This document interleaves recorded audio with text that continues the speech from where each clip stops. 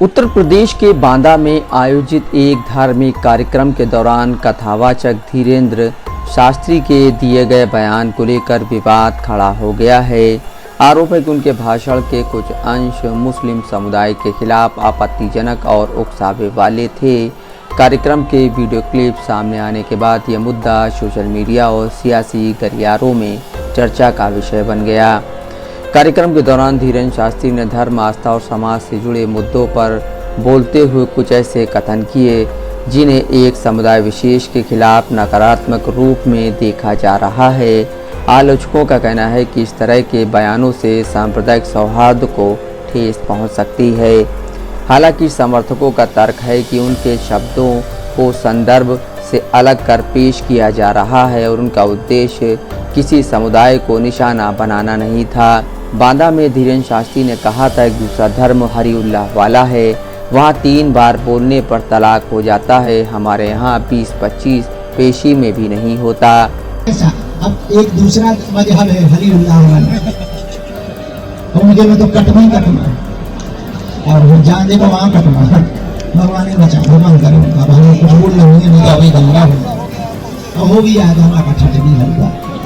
हम सही बोलते हैं, मुझे बोलते हैं एक वो है, उनके यहाँ तो साफ, उनके यहाँ 3 बार कहते तलाक हो गया, 3 बार। हमारे यहाँ तो जब तक 20-25 पेशी में कोर्ट में हो जाए तब तक 4 सवाल चप्पल होते तब तलाक होता।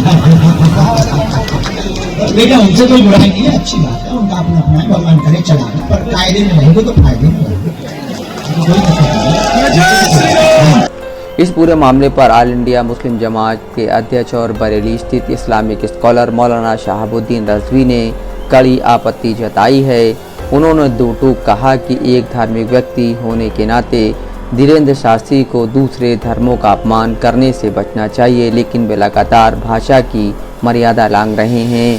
पंडित धीरेन्द्र शास्त्री जी एक धर्मगुरु हैं और धर्मगुरु की भाषा शालीनता पर मबनी होना चाहिए। उनको अपनी भाषा की मर्यादाओं का ध्यान रखना चाहिए।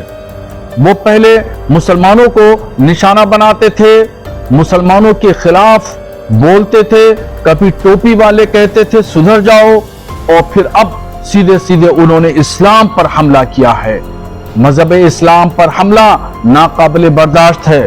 पंडित जी सुन लीजिए, मुसलमान आपकी बातचीत से, आपके डायलॉग से घबराने वाला नहीं, परेशान होने वाला नहीं, डरने वाला नहीं है।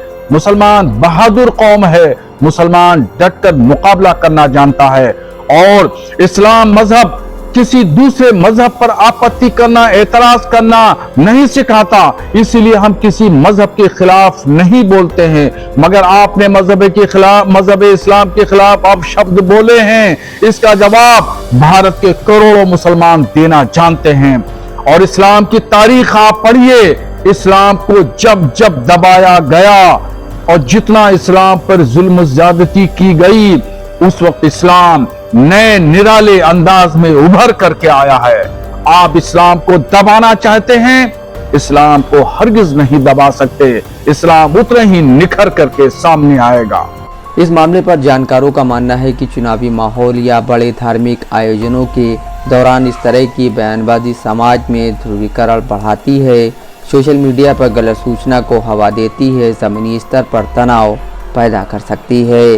नफीस अहमद, दस्तक लाइव न्यूज़।